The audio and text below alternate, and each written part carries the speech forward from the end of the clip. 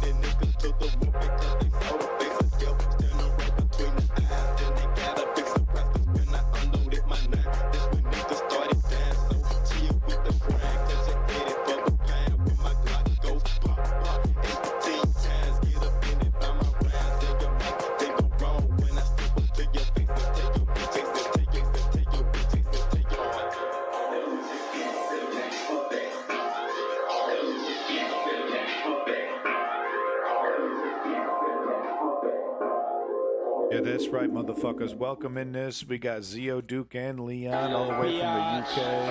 Yacht. It's the News Underground, motherfuckers. You found the real source of news on Twitch. Congratulations. Your search is over. Keeping it the realest. We got Clutch Cargo in this bitch. We got Ice King of Space. Got all the OG.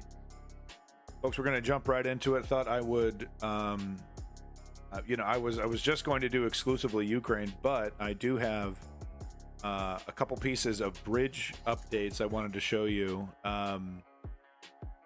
because things got political, like because we just can't have nice things, and we also can't have disasters anymore, right?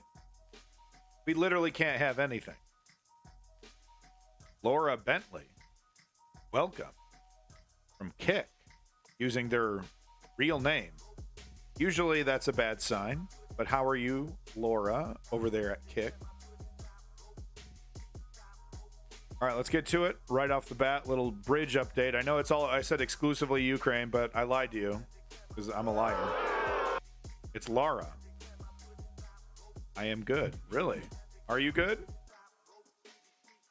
How are you doing? Well, you know how I'm not doing? I'm not a right-winger that supports an orange fascist. So I would hate for you to waste your time, Laura. Anyway, let's listen to this. This is very interesting.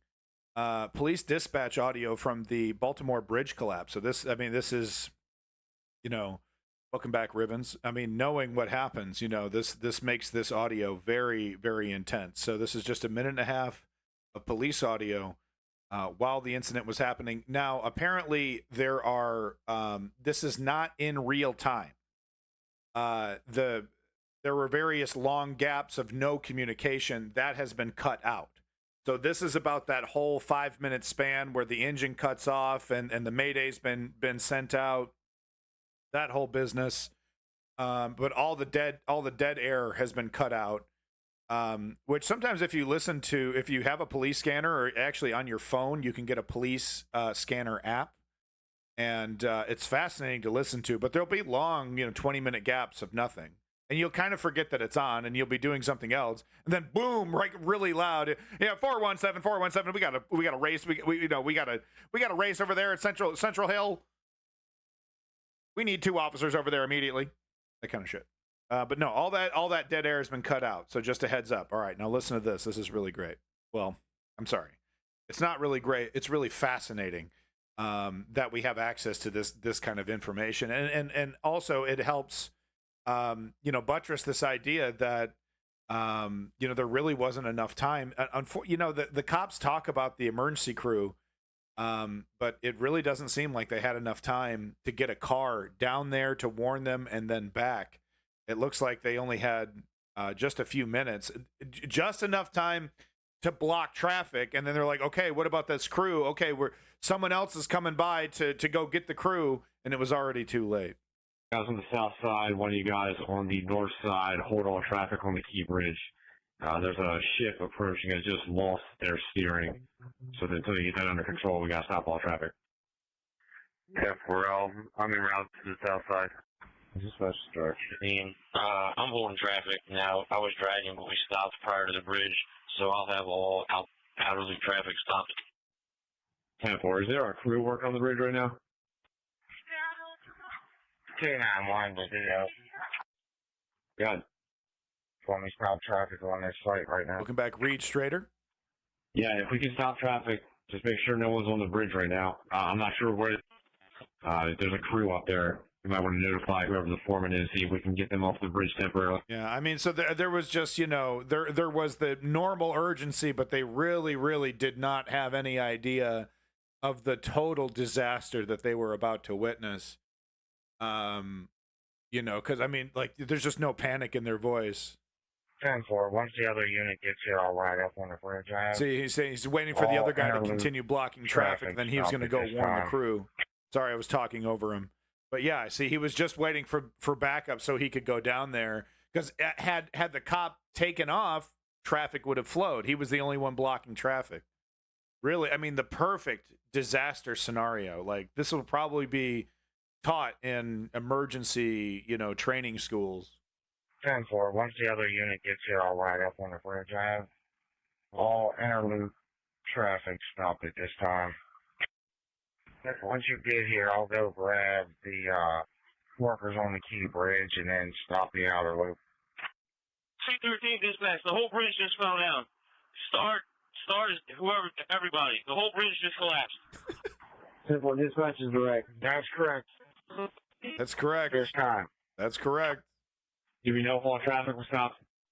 I can't get to the other side, so the bridge is down. We're going to have to get somebody on the other side, the Anne Arundel County MSP, to get up here and stop traffic coming northbound on the T Bridge. C-13, I'm holding all traffic northbound. So yeah, so the cop was like we got to get someone on the other side there, and he was like, no, there was already a cop over there. But I mean, just from 0 to 100 for these guys, like, oh, there's some kind of thing, it's all just, they've probably, done this many times. Oh, there's some malfunction just for everyone's safety, block traffic. And then the whole bridge just gone in seconds. One of you guys on the south side. Really, I mean, we're going to get to the politicization. Am I saying that correctly? We're going to get to that at the end of this coverage here of the bridge, but I just wanted to give you all the latest details that we have here. This interview is pretty damn interesting until we get to the mayor part. So like the first 2 minutes of this is pretty interesting. I live about an hour north of Baltimore. I saw a bunch of helos heading south about an hour after it happened, right after my house. It was loud. Yeah, I bet. I mean, they were calling calling all cars. Learning new details tonight about the 2 people who survived this terrifying bridge collapse and 2 other individuals who, by a stroke of good fortune, missed the catastrophe by just minutes. Danny Freeman is out front live from Baltimore. Danny, what is the latest that you're learning about what is truly an unbelievable story of human survival? Yeah, Brianna, the more that we're out here, the more that we learn about not only these stories of survival, but also, you mentioned it, those stories that are close calls as well. I mean, when you look at this bridge behind me, or what's left of this bridge behind me, you can imagine that enormous drop, those bitterly cold waters below, that violent collapse. And despite all of that, 2 people who were on that bridge survived. Crazy. It's a miraculous story of survival. We're learning new details about the construction worker who fell more than 185 feet into the water and lived. It's the nightmare, Jeffrey Pritzker, dude. the executive vice president of Bronner Builders, says the Mexican national who worked for the company likely survived by swimming before being rescued by first responders. The man was treated at the University of Maryland Medical Center's Shock Trauma Center, but was released hours after the collapse. Pritzker added the worker is, quote, very, very upset. He does have injuries, and I understand he's very stressed out and is suffering from stress. Okay. A fellow worker from Bronner Builders told century. CNN Thursday the team likely would have been on their break at the time of the impact. That worker saying he requested a last-minute shift change ahead of Tuesday, likely saving his life. However, less is known about the second survivor, who Pritzker said was not part of their construction team. At Wednesday night's press conference, Maryland's Governor Wes Moore said he's spoken with a survivor who narrowly escaped with his life. Was this the guy that just went home? The survivors who I had the opportunity to speak with, one of the things he mentioned to me was as he was moving off of the bridge and literally saw the bridge fall right after he moved off, it was because it was a first responder who was telling him to move off of the bridge. CNN has requested more information about this survivor from the governor's office and the Maryland Transportation Authority. Reporters asked exactly how those on the bridge were notified to get off as the vessel crashed. We haven't seen this footage. Well, I think we'll find out by investigation what exactly happened. I know that the one person I spoke with, he said it was audibly that the officer was telling him to move off. We're also yeah, he was screaming his nuts off. It sounds like crashed. Well, I think we'll find out by investigation what exactly happened. I know that the one person I spoke with, he said it was audibly that the officer was telling him to move off. Yeah, no, these guys were doing everything they could. They really were. The crew on the ship, the people on the bridge. This could have been much worse. We're also hearing a story from a driver who was stopped from entering the bridge just in time. In all honesty, if my passenger wasn't a little bit late coming out to the car and getting into it, we probably very well could have been on the bridge when it collapsed. Right on the bridge when it happened. We were that close. This comes as we continue to learn more about those workers presumed and confirmed dead. 26-year-old Dorlean Castillo Cabrera's body was found in a submerged pickup truck below the wreckage Wednesday morning. He was an immigrant from Guatemala who loved his construction job. 35-year-old Alejandro Hernandez Fuentes, a Mexican national, was also found in the truck next to Castillo. Miguel Luna was a father of 3, an immigrant from El Salvador who lived in Maryland for 19 years. And Maynor Yacir Suazo Sandoval was a Honduran national, a husband and father of 2. And gee, wow, these guys, the lazy immigrant, right? Just so lazy, right? Getting up at 3 o'clock in the morning, or 12, they were out there at 1 o'clock in the morning or something. Hard working. It's like I'm saying, some of the most patriotic, hard working people are these migrants and immigrants coming in here. We're heavily dependent on them. So I'm so sick and tired of the fucking racism that we're gonna get to. Hold your goddamn rage, because the right wing found a way to make this about race. Luna and Sandoval are presumed dead. He was the breadwinner for his children right now. God is going to provide for us too, so we can get together as a family and see how we can help each other, because at this moment, his wife is left with his girl and everything.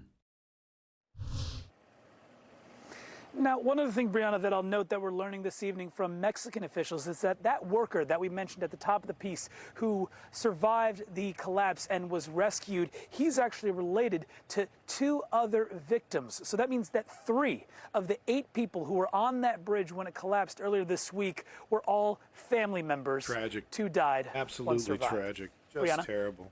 No wonder he is beside himself. Danny Freeman live for us in Baltimore. Thank you for that report. In Baltimore. All right, so then I think they just recap on some of the other stuff. If you want to see the rest of this report, you can catch it here.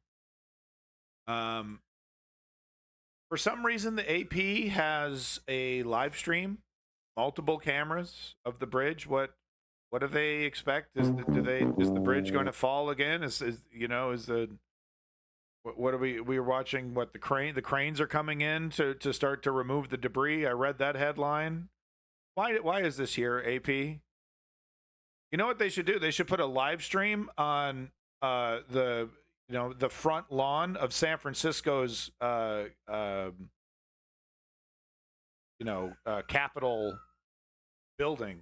Goddamn, can't remember the name of it.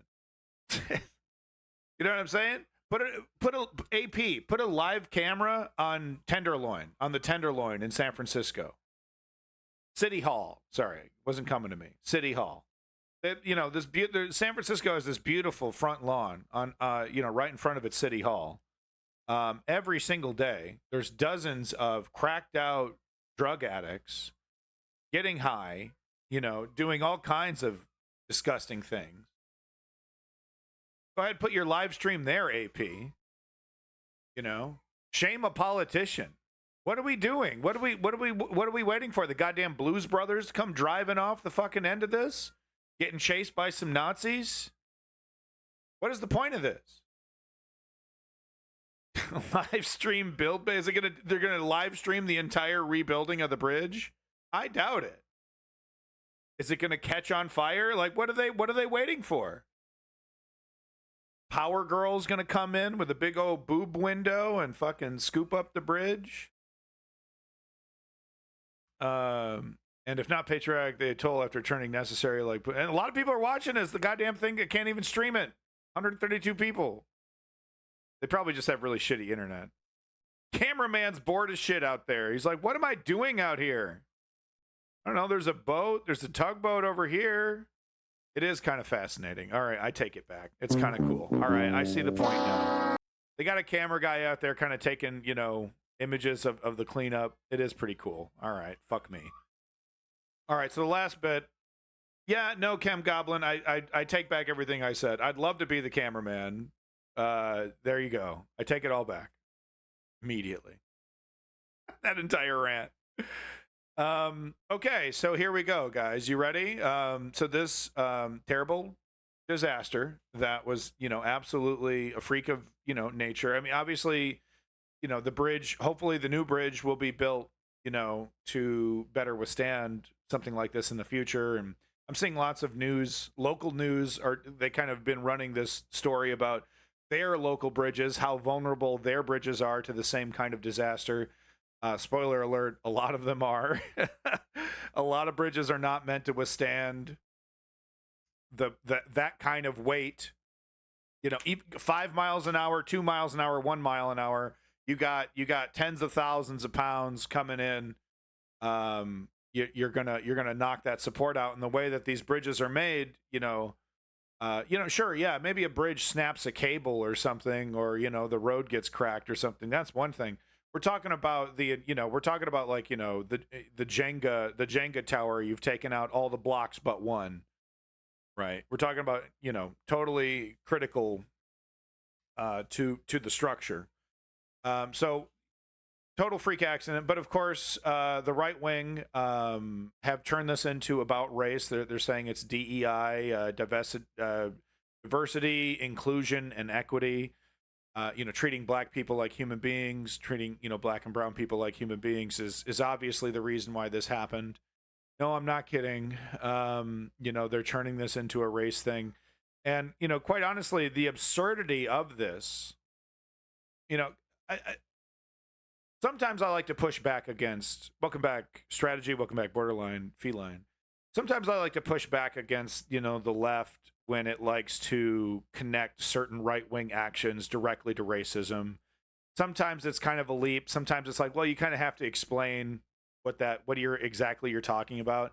In this case, I think the absurdity of, because we all saw that with our own eyes. Let's not January 6th this. Let's not try to reinvent history.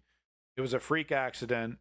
The captain wasn't drunk. This is not, he wasn't trying to show off for his friends. He was trying to do a spin out with the fully loaded shipping container boat. It was a total freak accident. But the absurdity of trying to link this to anything related to race really does kind of give away the game that, you know, that we are dealing with legitimate racists, that you know, attempting to do this, attempting to link this to you know, treating black people like human beings, like I said, gives up the game, shows us how blatantly racist you actually are. You know, it's interesting because, like, fucking TP USA there, Mr.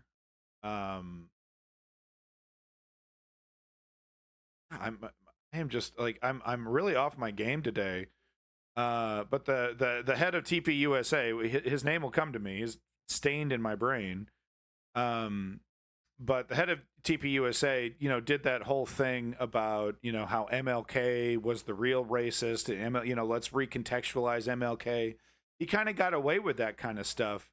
You know, it's interesting how, like, you can directly attack a very important you know, black figure like Martin Luther King and still have the wiggle room to not be considered racist, I guess, because I didn't see Joyanne Reed do much about that. Maybe because they didn't want to give him a platform. But it's driving me crazy. It's right on the tip of my tongue. TP USA. I mean, come on. Charlie Kirk. That's okay. Yes, thank you. This guy shows up. The fucking Salt Bay shows up for TP USA. That's hilarious.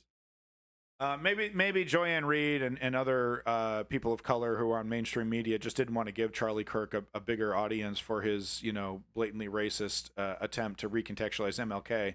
It's just interesting to me, though, because, like, I don't know, this is more blatantly racist than trying to recontextualize the history of MLK for some reason. I think it's the absurdity of it, right? All right, but let's dig into it. We're not going to watch this whole thing, but this is actually a really great piece of journalism here. From your boy Mike Figurino over there at the Humanist Report. Make sure you're liking and subscribing, folks. There's the link. But he did a great job compiling a lot of these different news clips together, and narrating and writing. Like, this takes a lot of work to compile all this. I don't have the time to do this kind of stuff. I really do appreciate Mike Figurino taking the time to knit all this together to really help, you know, drive this point home that this is absurdly racist. And it's very much a mask-off moment. I know, and we all know, and you know very well, that black men, and young black men in particular, have been the boogeyman for those who are racist and think that only straight, wealthy white men should have a say in anything. We've been the boogeyman from them since the first day they brought us to this country. Oh. And what they mean by DEI, in my opinion, is duly elected incumbent. We know what they want to say, but they don't have the courage to say the N-word. And the fact that I don't believe in their untruthful and wrong ideology, and I am very proud of my heritage and who I am and where I come from, scares them, because me being at my position means that their way of thinking, their way of life of being comfortable and suffering, and while everyone else suffers, is going to be at risk, and they should be afraid, because that's my purpose in life. How do I vote for this man?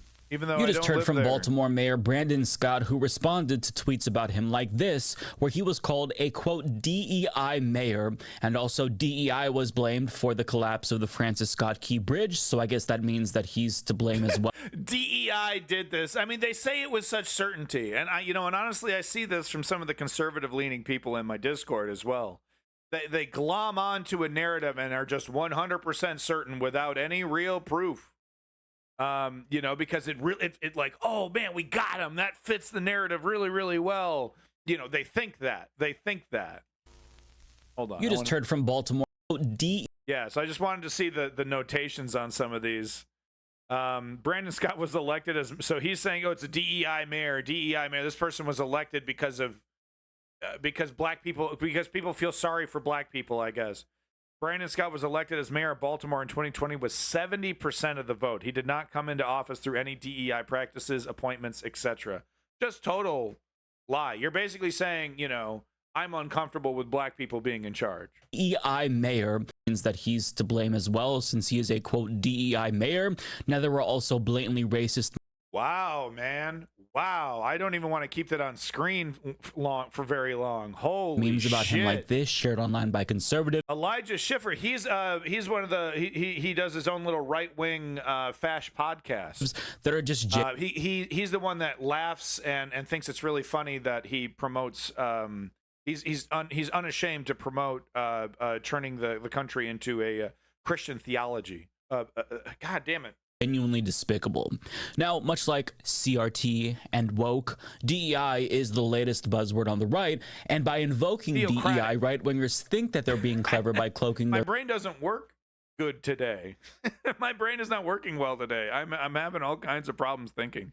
It's like a doof, doof, doof, doof, doof, doof, doof, doof. Like the engine in my head is sputtering right now. Racism and concern trolling over ineffective corporate policy, but of course, we all know exactly what they mean when they invoke terms like DEI.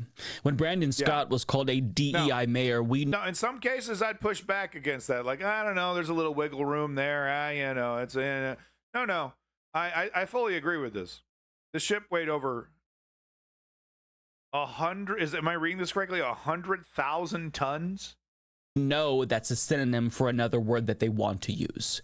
But his response, I think, was absolutely perfect. DEI in this case means duly elected incumbent. And that's true because he was elected by 70% of the people in Baltimore. He wasn't some diversity hire. Yeah, we just went into that. Anyway, let's get to the next. So, yeah, he brings up Cody Shoddy here, which is another great leftist show you should definitely check out. He has a link down here in his description. He said, this is the kind of shit I should do if I was, responsible. Truth Out the Nation. Where's the link to Cody Shoddy, homie? He said he would put a link to Cody Shoddy in here. He didn't. Where's the Cody Shoddy? Cody Shoddy isn't in here. Oh, you're so busted. Oh, you claim to be a leftist. Who cares? Look at you stealing other leftist content. What a thief. Black person instead, thus diminishing overall standards in the name of DEI. So Ribbons, it was escorted out by a tugboat. Normal procedure. It was, brought out to the normal area where it was supposed to, and then it was sent on its way. Normal procedure. So, no, it's a total freak accident. Like everyone did their job right. No one, this wasn't a big, cock up. Someone wasn't drunk or, it was just literally just a super freak accident, man. Super freak. I'm sorry. Across the board, if all companies adopt this hiring practice. But here's the thing. Thank you, Woke Patriot. They're lying. First of all, as Cody Johnston explained in a recent episode of Some More News, which I'll link to down below. Yeah, Some More News. Make sure you're liking and subscribing. He has a great show. Check it out. Some More News. He does a whole shtick. He's mad as hell. He's not going to take it anymore. But the difference with him is that he takes a long time to do a video because he does super deep dives. He's like the 60 Minutes of independent leftist media. Corporations haven't really stuck to their promise of adopting more diverse hiring practices, and it was essentially corporate PR. And furthermore, to the extent that people of color end up in powerful positions, they're as qualified as their white counterparts, if not more, because oftentimes black people have to work twice as hard to get half as far. But concerns about diminished standards by right-wingers is just their way of saying, I don't want black people in white... Right-wingers in general are some of the most cowardly, narcissistic people you could meet. Now, of course, I'm not saying the leftists are incapable of such things. But I think it's fair to say that selfish, narcissistic behavior has become, kind of the one of the driving goalposts of their political party. They organize around it. They churn those people who most exemplify those values into their heroes, into their, into their leaders. So I feel confident saying that, but I'm not over here sitting here in my West Wing bubble, watching the West Wing and MSNBC every single day, thinking that the neoliberals are somehow above any of that. But there's a certain amount of there's a difference there, is what I'm trying to bring up. Is what I'm trying to say. Because it's very easy to go, oh, well, they're both corrupt. They're all selfish. What are you talking about? Nancy Pelosi's super selfish. Yeah, okay. But there's a game she has to play where she has to pretend to be progressive. And that requires her to be less selfish in her policies that she enacts. Anyway, we can get into the differences, right? Spaces. I don't want to be around black people. And they're saying that without explicitly saying it. Yeah. So here's Charlie Kirk right here. Point. If I see a black pilot, I'm going to be like, boy, I hope he's qualified. Well, that's the you wouldn't have done that. You wouldn't have. You wouldn't have done that before. That's not an immediate. No, you wouldn't have done that before. That's not who I am. That's not what I believe. It is the reality the left has created. Because the left has created diversity, inclusion, and equity. We created those things because we created the concept of treating black people like human beings. We have seeded fear and doubt into their minds. It's funny because I mean maybe some of that stuff will get a black person into the school, right? That needed help to do that, but they still have to pass those tests. They don't get a African American black person pass. Oh, you completely failed the final exam. But you're black, so here's your pilot's license. That's not how it works, and I'm almost certain that most of these people know that, but it's possible that they're stupid enough to not actually understand that. Usually when they're that stupid, it's intentional. It's intentional ignorance, like they put horse blinders on themselves. They're blaming the pilot. Yes. Yes, indeed. That's what they're they're just trying to say, when bad things happen and brown people are involved, it's because they got into that position because of their diversity. Of course, I guess when white people fuck up, it's because of the grace of God. I don't know. I mean, just try to put yourself in the shoes of some of the most selfish and disgusting human beings on planet Earth. It's pretty difficult to do that. No, you wouldn't have done that before. That's not who I am. That's not what I believe. It is the reality the left has created. You get on a plane, you're looking in the cockpit, you're wondering, hey, is someone competent or did they just check a lot of boxes? Yeah, and how would one tell what would be the criteria to tell, right?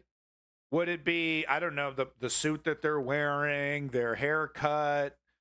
No, it's their skin color. It's their skin color. That's literally what he's talking about here. Son of the president. That's kind of scary. So you see, it's not that they're racist and think that black people are inherently inferior. Their concern is that black pilots aren't necessarily as qualified as the white pilots, and these black pilots are only there because they're diversity hires. Right. So there you go. That's the politics of it. I don't have time to dwell on it. It's beyond absurd. I shit on the right wing every single day. I don't need another excuse, but there you go. If you want to finish this really great report from the Humanist Report, make sure you check it out. Like and subscribe, folks. He's doing great work. The whole report is banging. I wish I had time to show the whole thing. He's got all kinds of news clips and stuff in there. It's not just a rant. Much better journalist or news presenter than I am, so make sure you're checking him out.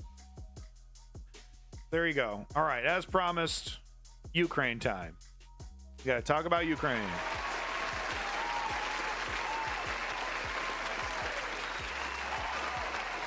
Ukraine news, Alistair. Yeah, so, I mean, look, shit is tough right now for Ukraine. The right wing in the United States are primarily to blame, but the left wing should not be ignored because who's actually in charge? Last time I checked, it was Brandon, aka Joe Biden.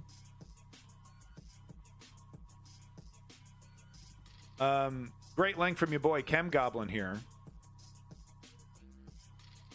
Biden called for increased. I mean, okay. I just see the comments in the chat. The last thing I'm going to say, if there was any one culprit, it's probably corporate greed.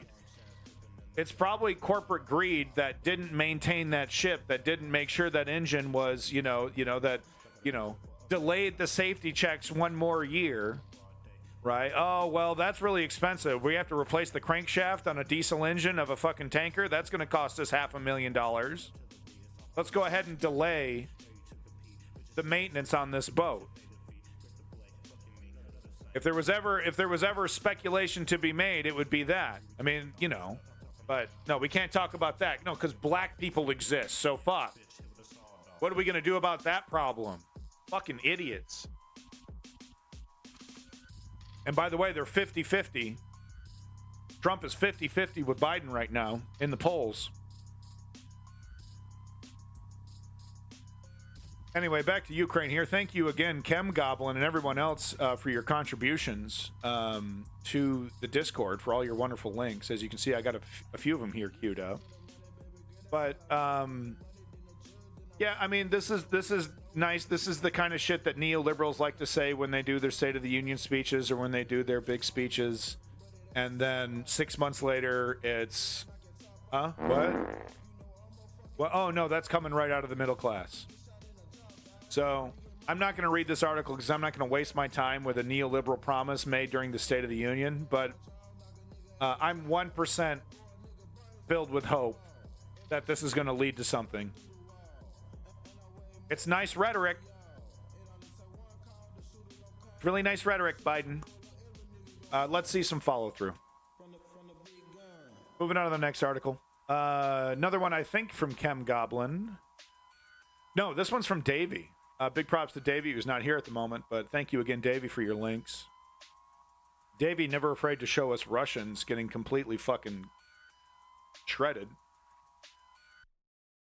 So if you want to see Russian soldiers get completely annihilated, make sure you check out the Discord. The guy who told billionaires nothing but change and the taxes would not go up now suggests the opposite. Yeah, I know exactly, Woke Patriot. You got to have that public and private persona if you want to succeed in politics. Didn't you know that? A very wise and intelligent and successful politician once said that. Hillary Clinton. In a newly released media clip, Putin once again dismisses Ukraine's right to sovereignty by saying that he's fighting for, quote-unquote, his historical lands, which screams dictator, screams... That's some, you know, I'm staying away from the Putin Hitler stuff. That's a Hitlerian thing to say. Apparently he says it quite a bit. His historical lens. Maybe this can't be right. This has to be a mistranslation. How in the world do Russians hear their leader? You know, could you imagine if George Bush was like, my America, I love America's me and I'm America. Like, no, you're not. You're a part of America. Maybe you can represent America as president. You are not the embodiment of America. It's my country. It's my country. It's our country, right? The people? Well, the people are part of my country. Right? We'd be like, whoa, George. He says the idea that he's going to fight with NATO is complete nonsense, designed to racket money for their NATO population due to discrepancy between defense budgets. So this was Davey was pointing out that Putin has no inclination to fight NATO, that there's no, real zeal to do that. We see Putin make these statements quite a bit, though, about he'll make contradictory statements. So I don't think we should be lowering our shields per se, but the main reason why I'm showing this right now as proof is that this escalation argument I'm not buying. You know, like if NATO were to say go in and buttress northern Ukraine to relieve the soldiers that are on the border there, but not be in a combat role. Is Putin going to drop the nukes and start throwing chemical weapons because he starts losing? No, not nukes, but the chemical weapons would be his escalation. He's already technically using I guess technically, yeah, in some cases he has been using deadly chemical weapons. But there's no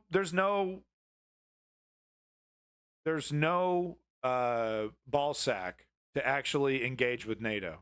And if NATO or Joe Biden, even just with the U.S. military, were to, all right, okay, do it, call his bluff. Even in his current delusional, dictatorial mindset, he understands that challenging NATO and the United States in that manner, if he were to, sling a couple shots, drop a couple drone bombs, on NATO troops on the northern border. He knows exactly what kind of hornet's nest he's fucking with. It's directed only at weapons of mass destruction, not troops on the ground. Yeah, exactly. And this whole idea that a nuke would actually change the battlefield reality is pretty ridiculous. Yeah, you might win, in a Avdiivka or a Bakhmut. Technically, it's not like you're going to occupy it afterwards. But it's not, you would have to drop dozens and dozens of them all at the same time at key battlefield positions. And then, of course, what the hell would happen to the population? The people that you're supposed to be, liberating these people while you're dropping nukes on them.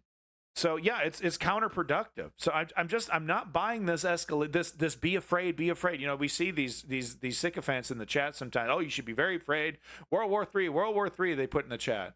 I'm not convinced. I'm really not convinced, but at the same time, I do understand, people like Woke Patriot on the left here are like, well, we shouldn't be so flippant either. And I agree with caution, but are we helping Ukraine or not?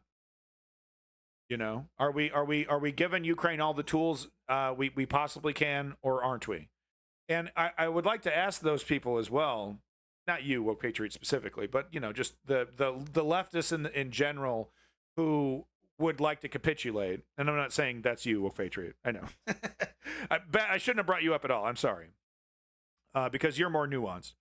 But to the leftists who want to capitulate, do they honestly believe that if the shoe were on the other foot, that if Putin had access to all the tools that the West has, that with NATO, et cetera, that he wouldn't be using more of these tools?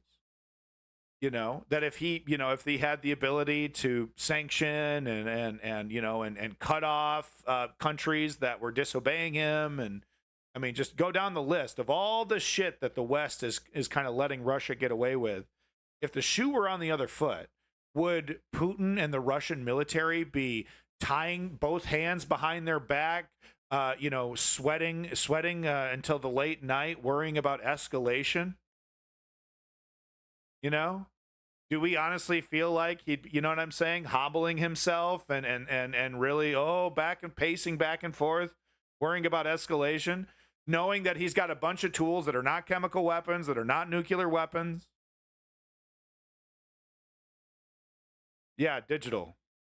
Not sure what Putin would do should be the measure of our effort, but I get the point. No, I agree with that, because, yeah, it would be, yes, exactly. We need to be better than the people that we're fighting. Exactly. So I don't necessarily disagree. Some people on the, who are very pro-war, hate the idea of this like tiptoe escalation. I think, I'm okay with the tiptoe escalation, but what I'm frustrated with is like, why have we stopped? Why have we stopped? Right? Especially when there's plenty of conventional weapons and, let's be frank, boots on the ground in a defensive stance, like I said, buttressing the north to allow the Ukrainian soldiers to fight in the south or in the east. Coherent Screams. Oh, interesting names over here. Anyway, let's get to this. This piece of shit. Fucking work breath. The EU posted their official statement regarding preparing for war in order for people to live in peace. Yes. Yeah, it's the EU's coming around. They're the invasion changed a lot of calculus for a lot of countries that were on the fence for decades. As it should. As it should. We're not talking about fringe elements. We're talking about entire governments. Intelligence agencies for governments and countries being like, no, we need to shift our stance for our own safety.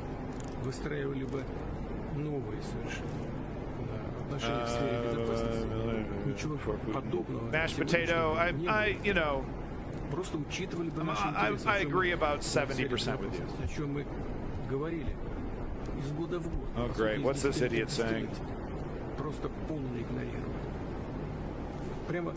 Let me know if I should ban Octopus or Optimus over here. How dare you sully the name of Optimus Prime?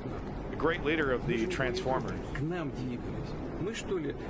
the Autobots, I mean.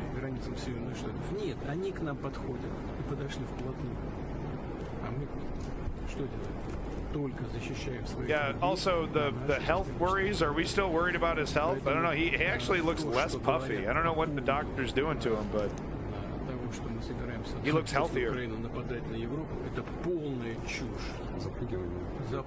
problem likely causing delay reluctance for NATO boots on the ground is the difficulty defining the mission goals of such an incursion. I mean, have a fucking meeting. You know what I mean? I don't disagree with you, Woke Patriot. And I'm not like replying to you. I'm just saying, like, you know, all right, yeah, if there's some logistical problems, have a fucking meeting. Make it happen. You know what I mean? When shit is really going down, isn't it funny when a real emergency is happening and then all of a sudden all these creaky bureaucratic systems that are seized and refuse to move and are fighting amongst themselves, all of a sudden it's slick as shit. Right?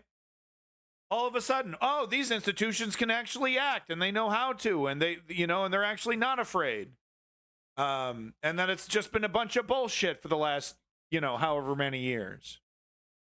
And others are likely having meetings every day. You're right, Woke Patriot. I'm being hyperbolic. You're right. You're right. I'm sick and tired of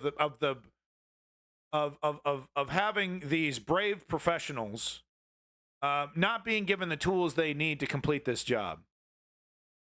And you know, this whole, penny, what is it?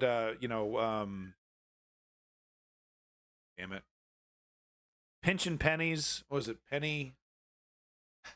What's the term? It'll come to me. I'm just having a really bad day right now. All right, moving on to the next article.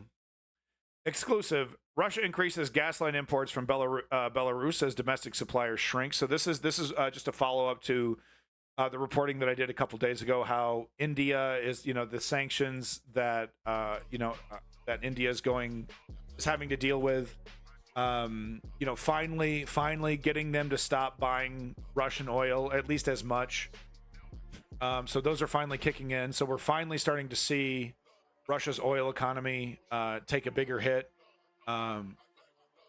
Penny wise, pound foolish. Is that term I was looking for? All right, now I got to check it. I got to look it up. Yeah, that's what it means. Yeah, the phrase penny wise, pound foolish refers to a situation where someone's overly concerned with saving small amounts of money, the pennies, but overlooks or neglects larger, more significant expenses, the pounds. So that's, sorry to belabor all this, but that's what I'm talking about. That's what it feels like with U.S. policy right now. It's penny wise and pound foolish. We have an opportunity to really put Russia in its place, not conquer Russia, not destroy Russia, but really show the characters, the actors that want to emulate Putin, that you can't just roll over these democracies. That democracy is a much stronger element than what Putin, because right now the democracies are acting exactly the way that Putin expected. Not exactly, right? There was that big surprise right at the beginning when all the West got together and vociferously said no to Putin, and he was quite surprised. Seemingly quite surprised. We don't really know, but seemingly. But, since then, the last 2 years, the West has acted exactly in the way that he predicted. The once strong unity has now been fractured by these chaotic elements of the right wing in the United States. Penny saved is a penny earned. Yeah, but you do that for 30 days, and then you got 30 pennies. When you could have saved 30 pounds over 30 years. You know what I'm talking about. My brain don't work too good today. But did I get like a fucking brain injury overnight that I didn't know about? I don't know, man. Putin did not expect Patriot missile batteries at his doorstep. I think he has vastly underestimated the Western response. Initially, yeah, obviously. He expected everything to be over with in 3 days. But in the last 2 years, things, he's been able to, work his machinations really, really well. And he's been able to really fracture the Western consensus on Ukraine. Brain booting up. Please don't turn off the body. You know what it is? I'm drinking like this Mountain Dew lemonade. I'm going to blame it on Mountain Dew lemonade. You also need to consider around the start of the war, Europe had a lot of elections. Yeah. Some of them were beneficial for Ukraine, like in Germany. Others took some time, like with Macron in France. Not sure it's secretly vodka. Thank you, Digital 2 Noise, for that follow. All right, back to this article. Exclusive: Russia increases gasoline imports from Belarus as domestic supply shrink. So I don't have time to read it. I'm not going to make you suffer through me reading it today. I'm just in a completely different time zone right now. Compared to Palestine, Western response has been pretty good for Ukraine. Yeah, well, because there's a completely different set of geopolitical motivations behind Palestine and Israel versus Ukraine, Russia. This is some of the most interesting content I've seen on Twitch in a while. Wow, Digital 2 Noise, thank you, Jesus. I'm not even close to my A game, but this is the news underground, and keeping it real is just like a natural reflex for me. So I'm glad you're enjoying it. If Putin was one of the, out of the picture, you think Russia would be more nonviolent or more so? I mean, no one can really predict that because Putin has set up a system where there's no one else but Putin. You know, there's no other, anybody, as you saw with the last elections in Russia, right? Anybody that even comes close to challenging Putin is destroyed. Characters like Dmitry Medvedev are, completely cucked, to use a technical political term. So, and the shit that comes out of Medvedev's mouth is disgusting. He's genocidal. The way that he speaks about Russia and the West. Fuck, man, I couldn't answer that question. But his war reserves are shrinking dramatically, and his economy is in shambles. It's not in shambles. And do we? They said the reserves. People were saying he was running out of missiles a year ago, and he hasn't. He's ramped up his the entire Russian military wants to fight this specific war. One of flesh and ammo, right? Throw more bodies, throw more Civil War era artillery shells. We got 600 factories all across Russia pumping them out. So the economy is not in shambles. I've shown several, during the last report especially, showing all these American companies that promise to not do business in Russia, continuing to do business in Russia using, something called parallel imports? Was that the term? It is a matter of time now. We are in an entropy physics equation now, and as Russia losing the next year, physics 2. Coherent. I like your glass half full mentality, but I think you're missing some data that would change that calculus a little bit. I don't know how I feel if Merkel would still be there. I think they're inclined to find solutions than Schultz. Yeah. If Merkel, Merkel, if Merkel were still there, she would have tried to capitulate with Russia the longest because of their relationship. But because of the popular support for supporting Ukraine, and of course Western alliances pressuring her, she would have had to have bent the knee either way. So she got out of politics at the right time. It was funny though, as soon as she got out of politics, her entire because she was praised for her relationship with Russia, and you're so level-headed, and you're the only one that can talk to Putin. She really made a big deal, a big stink about that. She gets out of there, and she gets shit on from DW, dude. Not really shit on from DW, but heavily criticized. Russia will never run out of anything, at the very worst to be reduced. Yeah. No, look, yeah. Anyway, so if you want to read that, I put the link in the chat. Moving on to the next article here. I'm not going to make you listen to me read today. In one massive attack, Ukrainian missiles hit 4 Russian ships, including 3 landing vessels. Pretty goddamn good for a country without a navy. Just saying.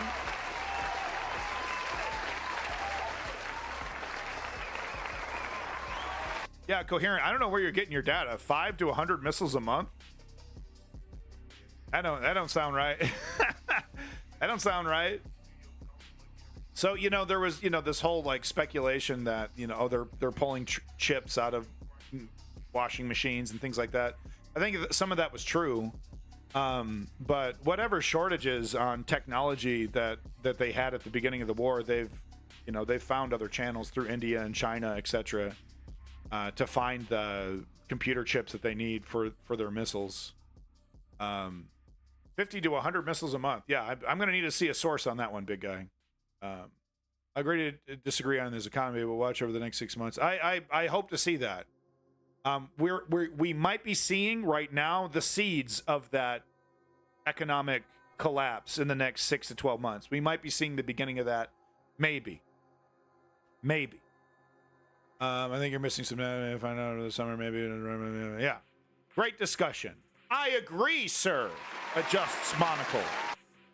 That's just a dumb American, but my favorite coworker. Live in Ukraine and every day worry about. Hey, man. See what you can do for him. All right. Try to donate. Try to send some money over. They need every penny. So yeah. Once again, I'm not going to read this shit. Just another big victory, another big dub for the Ukrainian. What do they call themselves? The Shadow Navy. Hopefully they have a really cool name. But yeah, took out. That Black Sea is just they got all these fancy guns and they got all this fancy equipment, and they can't stop little robot boats. No one ever thought that there would be little robot boats flying up filled with TNT that explode, or whatever they're filled with, and it's probably not even TNT. Anyway, if you want to read this, it's right here. Where it screams. Okay, here we go. Strategy member. It's a little higher, but the number seems similar to one of them. Okay, all right. Well, I want to believe. I'm not trying to. Fearmonger for Russia here. I'm just trying not to be as naively hopeful as I was at the beginning of this. Number of missiles stock, the same as last year suggests. Also, Kyiv Post. So we grain of salt. We got a grain of salt this one big time. We got Kyiv Post here, guys. Breakdown of missile types from Russian arsenal. They were saying this shit at the beginning. Oh, they're almost out. Oh, how are they, a massive attack on Kyiv. Oh, they won't be able to do another one of those for some time. In October, according to Skibidi Toilet here, Russia reportedly manufactured around 115 high-precision missiles with range exceeding 350 kilometers. This production breakdowns includes approximately 20, about 40. Okay, all right. Coherent screams, all right. Facts can be tough to figure out, but again, the next few months might be clear things up. Yeah, Skibaskity Toilet. All right, well, thank you very much for Strategy and Coherent Screams for giving me some extra data there. I want to believe. Dog. So, let's keep it up. If you want to read this Forbes article, here you go. Why? But, guys... Bad news. The Russian anti-air systems are successful. As you can see, you can see the Russian anti-air systems are extremely good at shooting down Russian jets. Oops, whoops. Yeah, not Ukrainian. Not Ukrainian. What is this? The third time? It's at least the second time in a month. I have very ideological stances on these issues. Well, Chem Goblin, yeah, you're allowed to be a little biased living in Ukraine. Yeah, it's a Su-27, I believe. Yep. So this is like the second time in at least a month that they've shot down their own awkward missile defense moment. Whoopsie-doodle. Look, I don't mean to make light of someone dying here, okay? Maybe don't invade another country, as I like to say, but it's just absurd. It's just absurd. Can you imagine? you live in your country, you watch all the propaganda, you go train, be proud of me, Daddy Putin. Be proud of me, Daddy Putin. And then you get shot out of the sky by your own incompetent military, dude. I'm on my way to drop a bomb on a Ukrainian apartment building, just like Daddy Putin wants me to. Wait, what's this? A missile? What? I haven't even left Russian airspace. What's going on? It's just absurd. Great content creator here, by the way, Succuminius. If you would like a dry military, strategic breakdown of the whole situation, go ahead and follow that link and like and subscribe, folks. I don't have time to show it. I just wanted to show the clip once again. It's like the second or third time. Second or third. No, it wasn't. Didn't they shoot down? Yeah, they shot down their AWACS. Like their 500 ruble, super expensive radar plane. Didn't they shoot that one down? My God. That is some shocking incompetence. I'm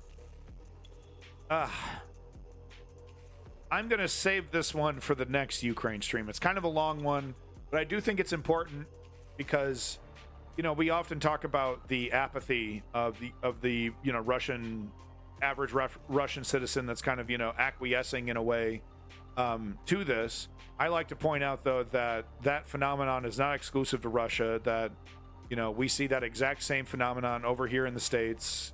Every democracy, almost every country is dealing with, just a apathy problem, but we can get into that later. But this gives us a window into the other side of it, the people in Russia who, if they had an opportunity to stand up, if it was safer for them to speak out, they would probably be speaking out, in public. Trigger happy anti-air defense. Corruption knows no borders. Exactly. So let's go ahead and do a follow-up on the terrorist attack that happened in Russia. And no, I don't think it's a good thing for all the new viewers who didn't see my previous coverage. I don't think religious terrorists killing people is a good thing, even if it is against the people that I'm not too pleased with at the moment. This person right here, if you want to check out the Discord, if you want to find the clip, there's images of the Russian military cutting this guy's ear off and then shoving it in his mouth, or trying to shove it in his mouth. He was still refusing to eat it. And then auctioning off the knife that they used to cut the ear off. Just to give you an idea of the professionalism of the Russian military. Let's get a little update here on,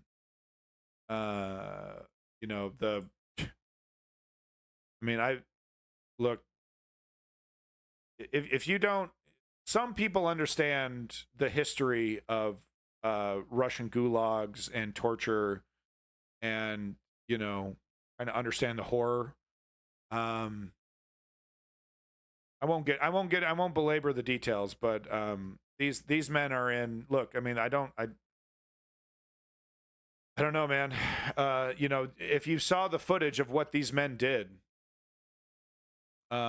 you'd be hard pressed to feel bad for them about what Russia is going to do to them. Suffice it to say, though, that they will likely be wishing that they were one of their victims very soon. I don't condone it.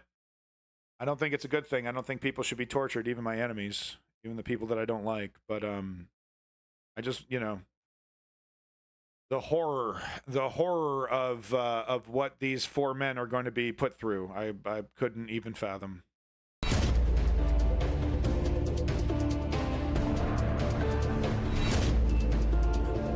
This guy was straight up unconscious. This guy was straight up knocked the fuck out during his, they put you in a box and bark a bunch of shit at you. Did this, you did that, In this case, these guys are, super, super fucking guilty. But, and they'll do this to political activists as well. They'll treat you like Hannibal Lecter, put you in a fucking cage. Yeah, coherent screams, definitely.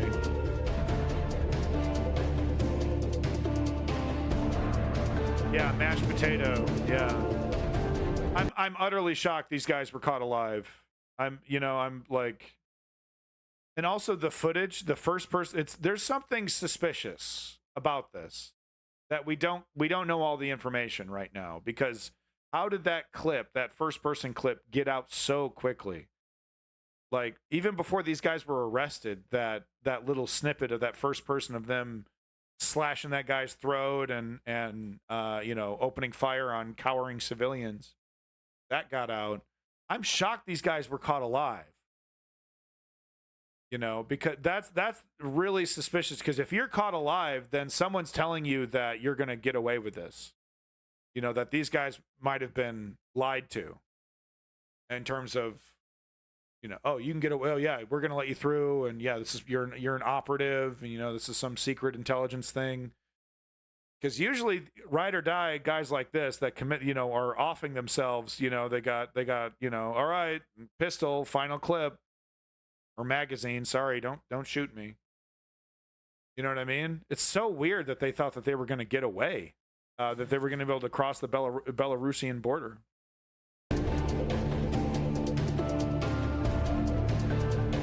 But I'm just all speculation. I got nothing.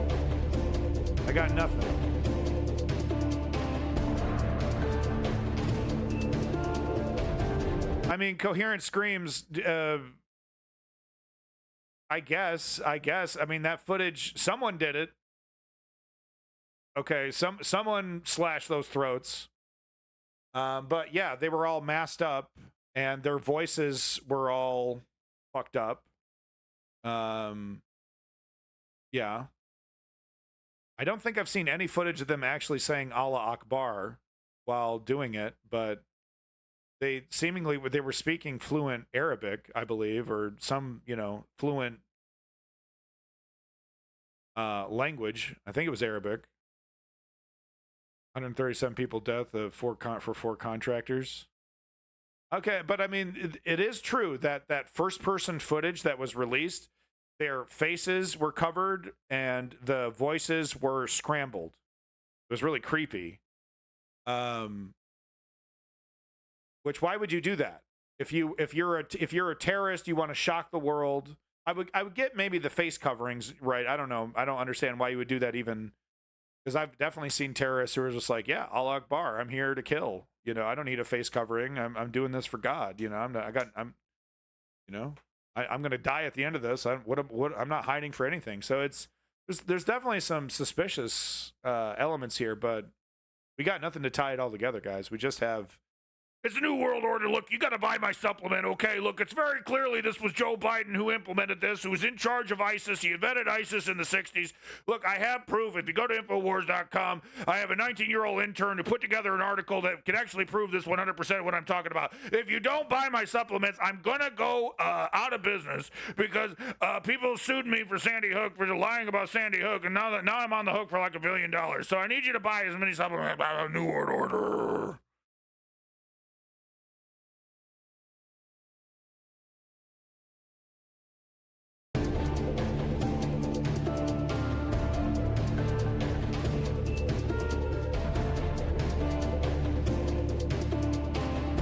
We got a member of the New World Order. Thank you, Ribbons.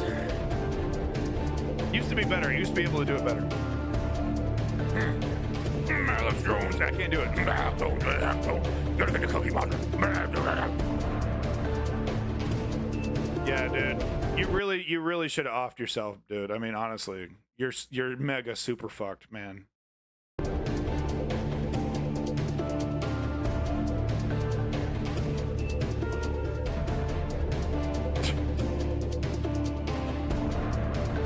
I can't get over how fucked up he is, dude.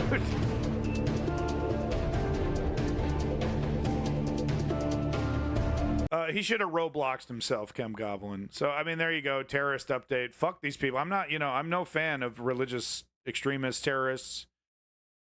These people, anybody that's using God to justify violent actions. But I do believe in human rights and inalienable human rights. So I don't believe in throwing people in a hole and torturing them for the rest of their lives. I believe we should be better than the horrible people. That doesn't mean you treat them with, you know, like Anders Breivik over here with a fucking I want an Xbox 360 because my Xbox. It's like, homie, you kill 50 fucking children. You should get bread and water, dude. You should get bread and water, and you know, a window 10 feet in the air that you can't see out of. That's the kind of human rights you deserve. So it's complicated, right? But it's like I don't support, you know, it's like I don't support the prison industrial complex in the United States either. You know, people like to joke about how men get raped in prison. It's not fucking cool. Yeah, modern day people love anarchism. Problem is sick guy, sick religion, or our revolution very hard. What? Religious extremists don't believe in anarchism. They believe in, you know, very rigid theocratic style authoritarian governments. They're pretty far from anarchists, religious extremists, quite frankly. Oh god. He did it again, folks. Why do I keep he keeps posting it and I just new clip. It's a new world order. Look, you got to buy my supplement, okay? Look, it's very clearly this was Joe Biden who implemented this, who was in charge. Yeah, we saw it the first time. All right. Thank you, strategy member. Go ahead and share those clips online if you want to embarrass me, I guess. I don't know. New clip, new voice. I used to have a really good Alex Jones. It just went away. My Bill Clinton went away too. I used to do a Hillary. I used to do a Hillary. I used to do like a Bill Clinton really well. He's gone. They just disappear. I used to do a really good George Bush. Completely gone. He's completely gone. I can still kind of do a I can China. I can kind of do a Trump. Wow. Why is this here? Okay. You know, this is for my Gaza section here. Israeli soldier bragging about rape, I believe. We'll get to that tomorrow, so look forward to that. This is from Davie. These are some IDF soldiers who are, traipsing through a home that they are likely going to destroy and bulldoze. Palestinian civilians used to live here. And now they're flushing out the remainder of Hamas. I'm no fan of Hamas, and I'm not going to be foolish enough to call them freedom fighters. Of course, it's also fair to say that there are more. It's more than Hamas who is slinging bullets over here at the IDF. There's actually a lot of legitimate resistance splinter groups inside Rafah right now that are not really associated with Hamas. So it's really hard to tell who's doing the shooting here. But this just gives you an idea of, this is why Israel would prefer to just drop a bomb on the building and be done with it. Civilians be damned, because this is, when the West is saying, okay, for real, we're actually gonna, make your life harder if you continue, if you do in Rafah what you did in, why am I talking about this? Wait a minute. Hold on. IDF? I'm like cued into my Gaza mode here. This has nothing to do with Ukraine. I just realized, wow, I'm just like, my head, dude. I don't know what's wrong with my head. Anyway, I'll show you the footage here because it's shocking. But yeah, I mean, this, okay, anyway, I don't understand why my head's today. Good.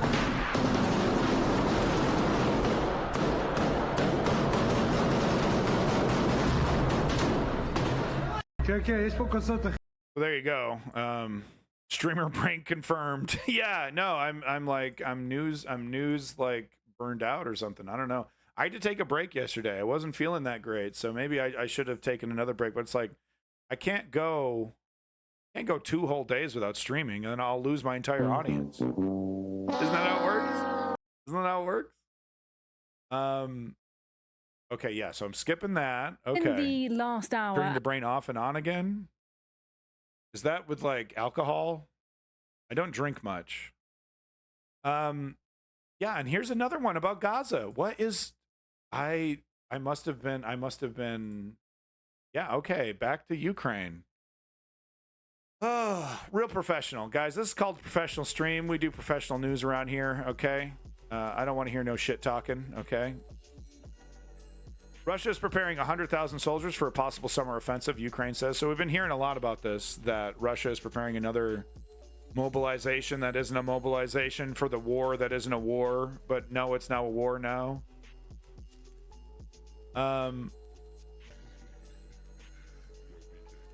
Russia is amassing 100,000 troops ahead of a potential summer offensive, the commander of Ukraine's ground forces said on Friday. Quote, "We do not know Russia's plans to the fullest extent. We only know that the data that they have and what they are creating. They are creating groups, more than 100,000, Lieutenant General Oleksandr Pavluk said on Ukrainian TV. Quote, "It will not necessarily be an offensive. Perhaps they will use it to replenish their units that are losing their combat capability," he said. So it's not enough to, you know, it's not enough troops for a second invasion or like to open up a second front. Likely it's enough troops to refresh the ones that are being slaughtered every single day on the Ukrainian front lines. 100K Russian summer offensive would get wrecked. I think it's more like 100K Russian defensive line upgrade, just my take. Looks like Business Insider agrees with you here. White Pride one, that was great. Okay. So wanted to show this because Indian news is forever fascinating. Then to invade Alaska during Ukraine and what real zero strategy of Russian already now Ukraine won for American aid. Okay. I'm going to go ahead and assume that English is not your first language, Sturpus. But no, any opportunity to show Indian news. Here we go. WION giving us an update. All right, let's shift our focus now. Russia is gaining momentum in its assault on Ukraine amid stalled Western aid. How will this play out on ground? What's the situation currently? Shivan gets you all the details. Over to you, Shivan. Ever since that deadly attack on Moscow, everyone was expecting the onslaught on Ukraine to increase even further, and that's exactly what we are seeing now. Now, in the latest, Ukrainian officials say that 19 people were wounded in Kharkiv in the latest strikes since Russia's full-scale invasion, some of which have caused blackouts as well. And Russia is gaining momentum in its assault on Ukraine amid stalled Western aid, making the coming months critical to the direction of conflict. And now Moscow seems to be using a new flying bomb. Here's all you need to know about that. Ukrainian President Volodymyr Zelensky condemned the Kharkiv attack as Russian terror. Moscow's willingness to take territory in the face of the high casualties and a boost in output of artillery shells is in contrast with a lack of sustained Western supply of artillery ammunition to Kiev. Now, Volodymyr Timoshko, head of Kharkiv Regional Police, stated that Moscow may have used a new type of guided bomb. Hey, you know, India, I think India is on the fence. I think we could totally convince India to drop Russia if we just, you know, sweeten the deal, make it sweet enough. I think we can get Modi over to our side. But the problem with Modi is that he's an extremist. So a lot of the time extremists don't really care what's, you know, most beneficial for their country. You know, they have their own motivations, so. Which he described as the UMPB D30. Head of the Kharkiv Regional Police said, and I'm going to quote here, "This is something between a guided aerial bomb, which they have used recently, and a missile." Now, it's a flying bomb, so to say, in a way. Now, Kharkiv Regional Governor Ole also suggested that Moscow may have used a new type of bomb. He said it seems that the Russians decided to test their modified bombs on the residents of the houses. Now, let's take a closer look at Russia's new flying bomb, the UMPB. Yeah, so Coherent Screams, I reported that some of the sanctions are starting to kick in. And there's been a reduction of Indian oil purchases from Russia. D30. The UMPB could be a method of adapting an unguided bomb into a precision munition with a degree of standoff range.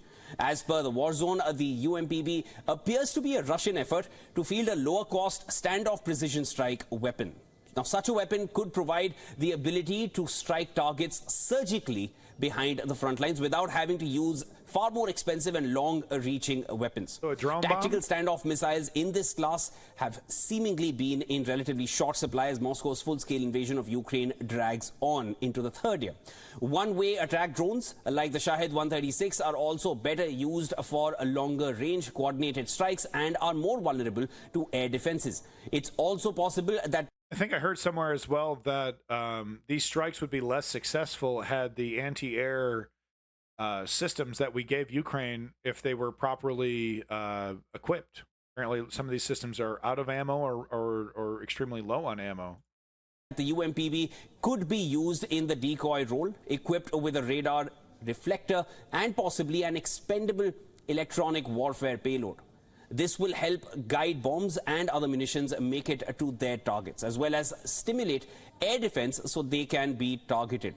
Now, over the spring and summer, Russia is likely to mount attacks designed to inflict casualties and push defenders westward and expand control of occupied territories even further. Yeah, pretty much. You know, unless Mike Johnson wants to do something. It's so pathetic that our partisan politics in the United States is causing real battlefield, you know, deaths right on the front line. You know, it's such a clear example of how politics can affect real life. Is Strepus just trying to, is he trying to SEO my channel? Is he trying to search engine optimize my channel? Is that what's going on here? Moscow attacks. Zelensky calls Putin scumbag over tying concert massacre to Ukraine. So, yeah, that is one thing that I forgot to mention, is that, of course, Putin is trying to desperately connect these religious extremists. Like Russia doesn't, you know, like the only enemy of Russia is Ukraine. You know what I mean? Like Russia doesn't have enemies all over the world. You know what I mean? There's a lot of people, a lot of groups that have a lot of problems with Russia. It's not just Ukrainians. Of course, the world sees that, but that doesn't really matter. It's never really mattered. The truth has never really mattered since the very beginning, right? Almost all this propaganda that we see, this absurd propaganda, especially that we see from Russia, is usually directed at the local audience, right? And regardless of whether it's true or not, in geopolitics, the truth of something matters less than the ramifications of the actions taken afterwards, if that makes any sense. They say politics is just war in another form. Oh, indeed. Ще одне, те, що сталося вчора в Москві. Очевидно, і Путін, і інші покидьки просто намагаються звалити все це на когось іншого. У них завжди однакові методи. Це вже було. І підірвані будинки були, і розстріли, і вибухи, і завжди. Вони звинувачують інших. Вони сюди, на українську землю, нагнали сотні тисяч терористів свої, воюють проти нас, і їм все одно, що відбувається всередині їхньої ж країни. Вчора ще все це сталося, і ця нікчема абсолютно Путін, замість того, щоб займатися своїми громадянами Росії, звертатись до них, добу мовчав, думав, як це притягнути до України. Все абсолютно передбачено. Тих сотень тисяч росіян, які зараз вбивають на українській землі, точно вистачило би, щоб зупинити будь-які. І якщо росіяни готові мовчки вмирати в крокусах та не ставити жодних питань своїм спецслужбам, то Путін ще не одну таку ситуацію спробує повернути на користь своїй особистій владі.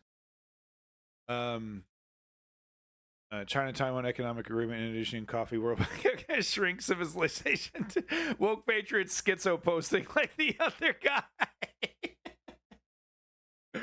Everyone just starts schizo posting in my chat. Everyone just loses their mind. Okay, so we saw the Indian news cover this, so we don't need to cover that twice. Yeah, so I wanted to show this because it's an exclusive interview with Zelensky, like sitting in the rubble of an apartment complex destroyed by Russia, you know, being interviewed by CBS. And, you know, just want to give him a hug. I just want to give him a hug, man. I'm so sorry about the Republicans. But, you know, we should not allow Joe Biden off the hook here.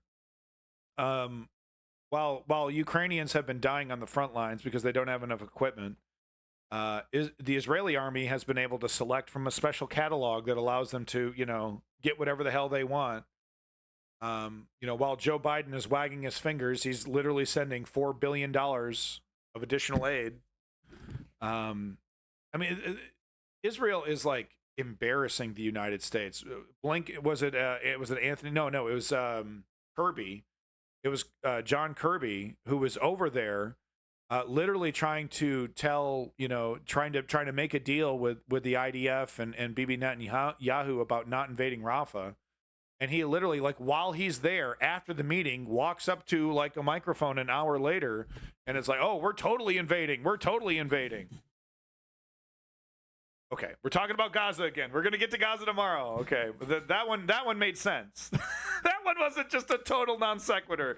That one wasn't a total non sequitur. That one actually made sense.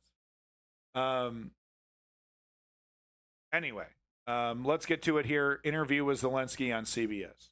Ukraine's military says it shot down 26 of 28 Russian drones launched in an overnight attack. Maybe. 2 women were reportedly injured by falling debris in the south of Ukraine. And we will Meanwhile, be reporting Kyiv on that claiming Russia used a new type of guided bomb in an airstrike over Kharkiv, killing at least 1 person yesterday. And as the war in Ukraine rages on, our Charlie D'Agata got an exclusive interview with the country's president, Volodymyr Zelensky. There's no indication that President Putin will ever give up. Can you win while he's still alive or in power? Welcome back, Big Room. Yes, because when he will lose our territory. That response was great, dude. Yes, because when he will lose our territories, even small villages, village by village, he will lose support in Russia. And for us, it's enough. And CBS. So that calculus can be hand waved away until Donbass or Crimea are reclaimed. Then you will actually see the Ukrainian response affect Russia politics. Ukraine taking back Avdiivka, Ukraine taking back Bakhmut. That'll be lost in the wash and easily hand waved away. But Ukraine completely taking back the Donbass, Ukraine completely, starting to, doing a liberation of Crimea, crossing the swamps and actually getting into Crimea properly. The Ukrainian military, not just drones, not just HIMARS. That would absolutely affect Russian politics, no doubt about it. News senior foreign correspondent Charlie D'Agata joins us now with more on this interview. Charlie, such a powerful. I don't want to see. I don't know. He looks so expensive. I don't know. I'm just saying. I don't want to hear what he has to say, quite frankly. He also wants to send a message to Russia. But yes, when you speak to him, he stays on that message because he remains convinced that if he gets it. He looks pissed and frustrated. And he's like, okay, how many of these jerk-off interviews with jerk-offs with pearly white teeth do I need to actually do before you assholes kick it in gear? Enough supplies, if he gets the weaponry, if Ukraine itself can put its industry in place, that the economy is working, that they can start affording these things, they can make their own weapons, then they will be a formidable enemy against Russia. And what he says is, in the past, we've already done this. There have been... I see. So this is... okay. But, you see what I'm saying? He's frustrated, but he's still, he's more... When's the last time you saw Putin? Look at this. You know what I'm saying? He's like, he went from super intense talking about it, and then he's like, okay, he's trying to bring the energy down. He's still a human being. Affording these things. He's so much more human than Putin is, just from my own observation. I know I'm kind of being biased here. They can make their own science, weapons. Then they will be a formidable enemy against. He seems very human. Anytime Putin is outside, he presents himself like a Stalin-esque robot. Yes, thank you. Let me explain things to you. They're like. Very little Russia, emotion. And what he says is, in the past we've already done this. There have been counteroffensives. You think this is acting? Coherent? You really think this is him acting? You think you think this response right here is some kind of coached response right here? President Does Putin this look like a will ever coached give up. response? A well thought out and manipulative response to you? Can you win while he's still alive or in power? Yes. Is that, you know, I don't, this, you know, I'm just, I see, yeah, I used to be a comedian, I guess. This man, ironically, this politician is one of the most, I don't know about most, but he's more willing to show his human side than I would say a grand majority of leaders of various other countries.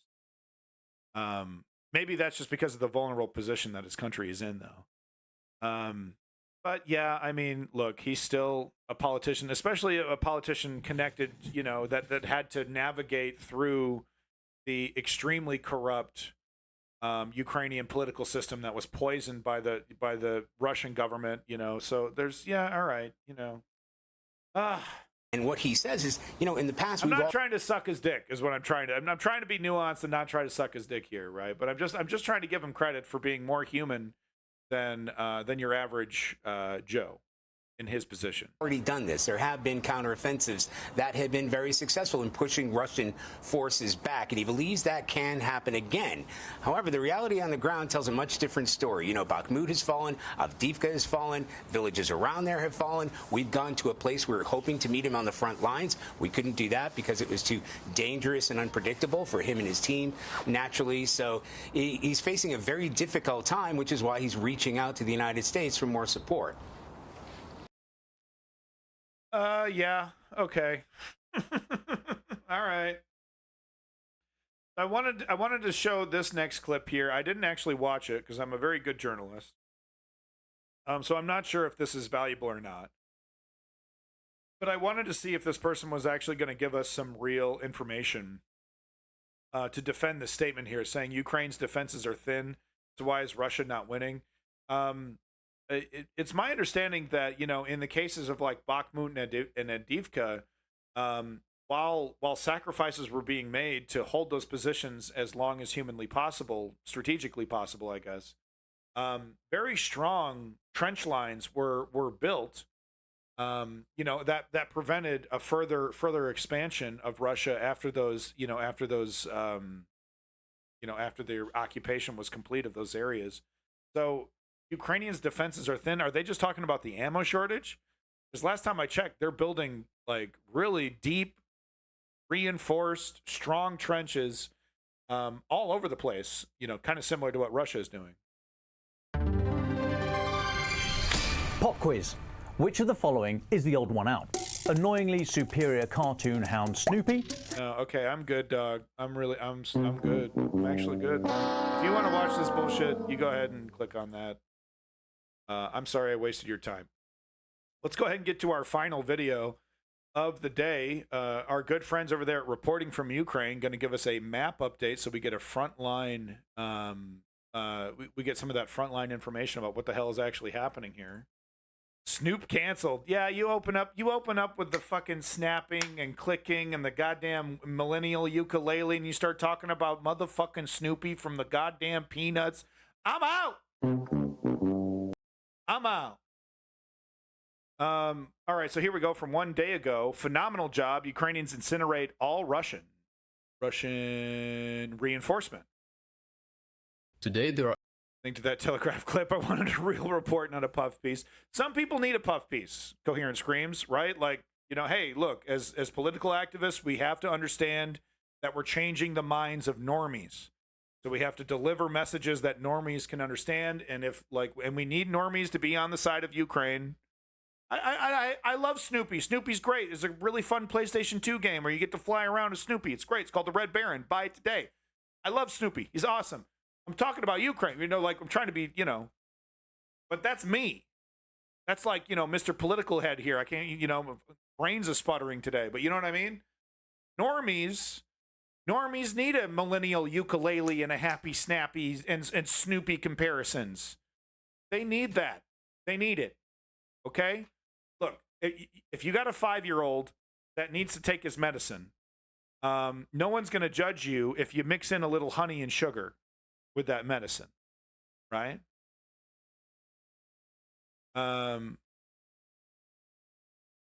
He's a very one-dimensional character, I guess Snoopy, one would say, but he's fine. He's cute. He's a dog. He sits on a.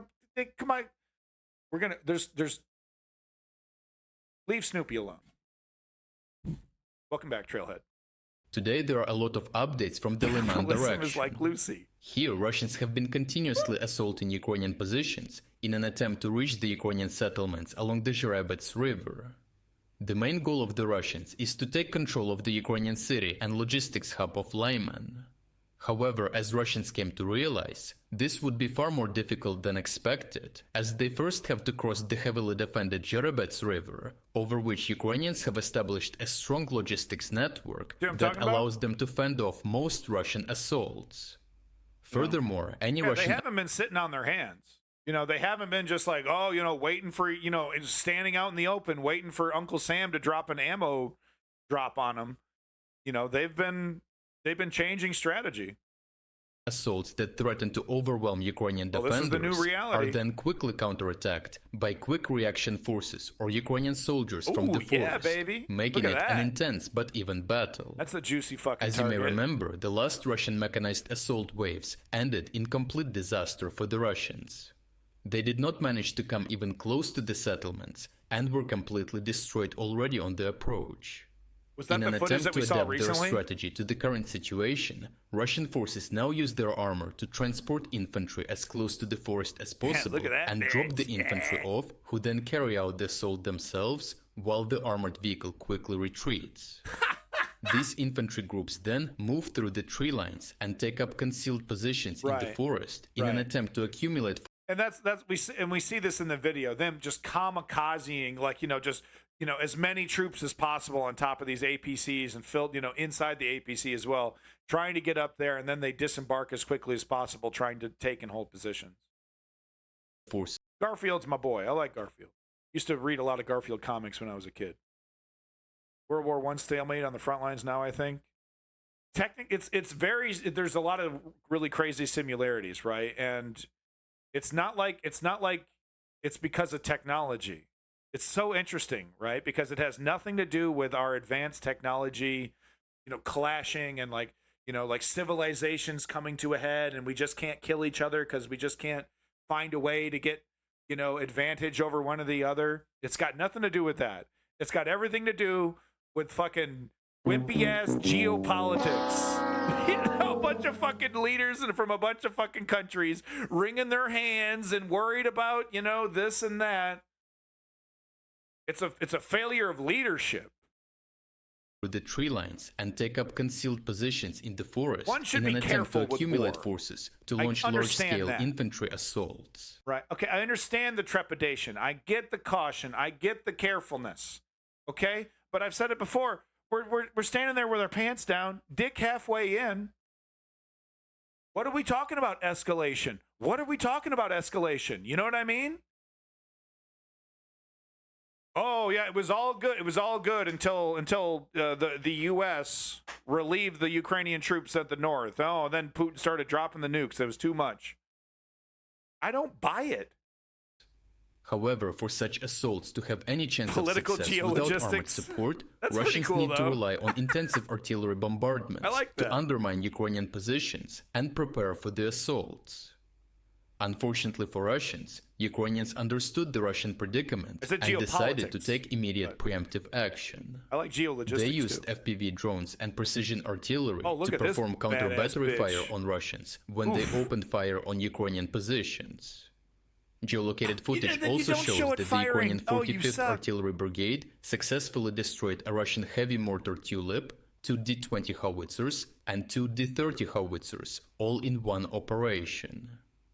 The Ukrainian 45th Artillery Brigade also worked together with drone operators from the 63rd Mechanized Brigade to destroy. I love how much work this guy puts. I'm sorry, I didn't even know I was blocking the screenshot. Sorry, I love how much work this guy puts into, all the reporting. If you want even more of this, you could follow. He has a special, Patreon And he gets even deeper into these map analyses if you're really into that. Another Russian heavy mortar Tulip, an artillery munition depot, a D-20 howitzer, and 3 more D-20 howitzers the day before.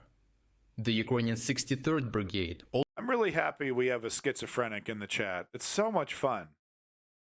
America involved in World War I, 116,000 ripped soldier during 1917, joining 1 year. This about casualties. Then to American logistic change German domination in Europe. Oh, yeah, indeed. Indeed. Also destroyed a heavy mortar Tulip on their own with an FPV kamikaze drone. Coherent, yeah. The Ukrainian Predator drone detachment from the border police also it just devolves into fucking melee combat. the stalemate, whittles down into fucking people with swords out in the front lines. Performed 2 successful hits on Russian artillery, destroying 1 heavy mortar Tulip and 1 multiple launch rocket system Grad with FPV kamikaze drones. The large number of Russian Tulip heavy mortar systems, which use heavy shells to undermine defensive positions, shows that Russians are primarily focused on destroying the Ukrainian fortifications before moving in with their infantry. Ukrainian forces did not stop there, and while their artillery crews were busy destroying any Russian artillery in the region that dared to open fire, Ukrainian drone operators aimed to destroy any Russian vehicle trying to cross the fields between Kreminna and the settlements along the river. Geolocated footage shows Ukrainian drone operators from the 23rd Rifle Battalion destroying an assault group consisting of 2 tanks and 2 infantry fighting vehicles with FPV kamikaze drones. The Ukrainian 60th Mechanized Brigade also destroyed 2 Russian armored personnel carriers with mines, 3 more with FPV drones, and a T-72 tank with an FPV kamikaze drone. Drone operators from the 63rd Mechanized Brigade were also heavily active in the area, destroying 2 armored personnel carriers and 1 infantry fighting vehicle with kamikaze drones. Ukrainian drone operators from the 100th Territorial Defense Brigade and 12th Special Purpose Brigade were also operating from the forest and destroyed 2 Russian transport trucks, an armored car Tiger, which is a Russian version of the Hummer. And these screenshots are not doing some of these videos justice. I've seen some of these. This one is the drone is approaching. Dude, the APC is filled with soldiers. They're just sitting up there like desperately trying to shoot. Pretty common. I've seen at least 5 clips of different APCs fully loaded, desperately trying to shoot like a little black dot. I mean, you're on a truck, you're moving like this, and you're trying to shoot, this thing coming in at 30, 40 miles per hour. Just get off, just jump. If I was a soldier, I wouldn't even, if I saw a drone approaching. The APC that I was sitting on, I would just jump off the goddamn thing. And an infantry fighting vehicle along the road to Torsk with FPVs. Doesn't seem like, Despite the intensity of drone operations, Russians still managed to accumulate themselves in the forest. You totally would, yeah. With birdshot. However, the attacks of these understrength Russian assault groups were doomed to be suicidal because they were suffering from a critical lack of reinforcements and armored and artillery support. So the lack of reinforcement, lack of artillery and armor support, still sending them in. Just meat waves. You got nothing behind you. You got nothing, man. Imagine, dude.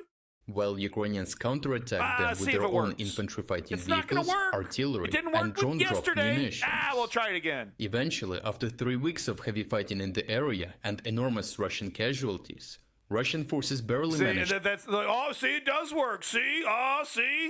It only took 14 different waves of, we only lost... Well, shoot, we lost less than 500 troops.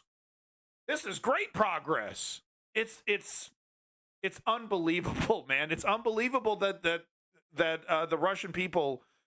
Could you imagine the backlash if this happened in America? Barack Obama felt perfectly happy dropping drone bombs on families in Iraq and Afghanistan, because he shifted to a drone war strategy because it was great. You get all the brutality of your war adventures without having to sacrifice any troops. Because normally when you lose troops, especially in a brutal and callous manner like this, it's actually bad for your politics. But Putin has completely insulated himself as the supreme dictator of Russia. And this almost lazy strategy that has become the de facto strategy. just wave after wave after wave of human beings, right? And then eventually, only because the one side fucking runs out of ammo, are you able to then break through. And I've checked the Discord for the footage. These Russian soldiers are walking along, and dozens of bodies all along the path that they're walking, going forward. Bodies of their fellow soldiers, of the failed attempts. And they just keep going, man. They just keep going. I don't know how you take another step forward. Seeing the carnage, like, whoa, this is what's going to happen to me in a couple hours. I'm going to get ripped to shreds. And then, like, 9 times out of 10, it does. Maybe you're the lucky 1 out of 10 group that pushes through. That the Ukrainian side finally runs out of ammo or finally slips up, and you finally push through. Maybe if you're lucky. Right, only to then be part of the next group that gets wiped out. Right, so your victory is, you get a couple days victory, and then if you're lucky, knowing Russia, you probably, to secure the victory here, you probably have to get right on the front line, dig a trench or take over an existing trench. You probably have to immediately get to work after busting your ass, and they do it. They do it, man. I don't get it. I mean, you got to be broke. You got to be super poor. You got to be super broke and super desperate to put yourself through this so that your family gets a paycheck. I couldn't understand any other motivation outside of, the love of one's family to try to give them a better life. To take control of the forest in the northern valley east of Terny, giving Russians partial control over the hill in between. It's not However, the only. if we look at the topographic map, we can see that any Russian attack from this. You're not going to win a war with troops that are cowards. We saw with Afghanistan, with America and the Afghanistan army, tons of logistics, everything that they could possibly need. They folded in 14 hours. Right? They had all the fanciest of toys. Every opportunity given to their army folded in 14 hours. They had no backbone, no courage. They didn't even know what they were fighting for. So it's important, but it's not the only important element to a successful battle strategy. Forest towards Terny would be vulnerable to a Ukrainian flank attack from the hill above. As such, the only real tactical gain for Russians over these last 3 weeks has been slightly securing the flank of the largest forest in front of the settlement, of which Russians still only control half. A Russian military blogger stated that while Ukrainians still control the settlements themselves, Russian forces now hold the initiative to perform simultaneous attacks on both Terny and Yampolivka in the near future. However, such an assault would have to cover a vast amount of open fields, which are tightly visually controlled by Ukrainian drone operators, allowing Ukrainians to be well prepared for an attack and possibly intercept the convoy long before they reach the contact line. Moreover, any large infantry assault from the forests is subject to Ukrainian fire and counterattacks from nearly all sides. Overall, the intense Ukrainian counter-battery fire, jointly with combined drone operations and strong positional fighting, completely drained the Russian assault groups of their offensive capabilities, preventing Russians from forcing a breakthrough toward the settlements. If Ukrainians manage to maintain the intensity of counter-battery fire and drone attacks, Russian forces will not be able to build up a sufficient amount of forces or momentum to further break Ukrainian lines and reach the settlements. Yeah. If you're against the invasion of Ukraine, and folks, make sure you're checking out reporting from Ukraine's merch store. He's doing a legitimate amount of work, literally 9 to 5 in it over here, poring over this data so that he can make coherent reports for us to report on. So make sure you're liking and subscribing. And hey, if you want one of those Trident T-shirts, maybe consider picking one up from reporting from Ukraine. Great channel. Great channel. Been watching them from the beginning. Great channel. Great channel. All right, folks, that's all I got for Ukraine today. I think I've made my feelings pretty clear on the situation. Would like to remind all my new viewers that if you are frustrated with the lack of progress, if you're frustrated with the lack of results, then I would recommend you follow my 3-step program to create political change, to become a political activist. It's actually as easy as 1, 2, 3, believe it or not. And believe it or not, you've actually already completed step 1. You found the News Underground. You're already curious about the world around you. Congratulations. You've completed step 1, which is inform yourself. You're doing it right now. Step 2, I need you to find something to believe in. Maybe it's single-payer healthcare. Maybe you're anti-war. Maybe you're pro-college education, right? Maybe you're pro-senior retirement. Whatever your passion is. Find an organization that needs your help and sign up. Put your name down. Maybe it's a progressive political activist organization, of which there are thousands. Maybe it's a politician that you really think is going to kick a lot of butt and you want to put your weight behind. Maybe it's a union that you want to support, maybe that you're part of. Whatever it is, get your ass signed up and volunteer, because step 3, I'm going to need you to put in the work.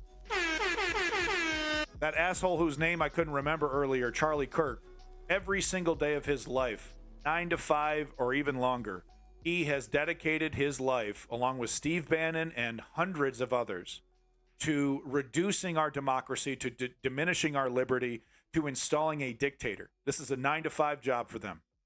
They don't sleep. They don't stop. They work on weekends. If the left ever wants to destroy fascism and the corporatism of the neoliberal left, you want to call it that, if the progressive left wants to destroy these elements, we need to work just as hard, and in fact even harder, than the Steve Bannons of the world, the Charlie Kirks of the world. The only way to do that is to participate in political activism, aka my 3-step program. I am Abandoned Nihilism, aka the Harbinger, and you've been watching the News Underground. Big props to Coherent Screams, Strippus, our schizo poster. Big props to Chem Goblin, the Ponder Monkey. Big old props to Woke Patriot. Props to Trailhead. Double props to Chem Goblin. Thank you for all those wonderful links. Davey, thank you, Davey, for your contributions in Discord. Sorry we couldn't make it. Strategy Member, big props to Strategy Member. The Big Room, thank you, The Big Room, big props to you. Woke Patriot, once again, big props, Woke Patriot. Real dapper looking son of a bitch right there, that Woke Patriot. Ribbons, big props to you, Ribbons. If you want to see some of these handsome members of the News Underground, make sure you check out the Discord. Ice King of Space, Mashed Potato. Thank you, Mashed Potato. I think we had a couple follows today, at least one follow. Thank you for that follow earlier. Digital 2 Noise, I think you were my follow. Digital 2 Noise, thank you for coming in. Big props to you. The C. Fort Putin, I don't know how to say your name. You seemed all right. Thank you for coming in. C4. Oh, this is a great breakdown. Listen to this. Listen to this.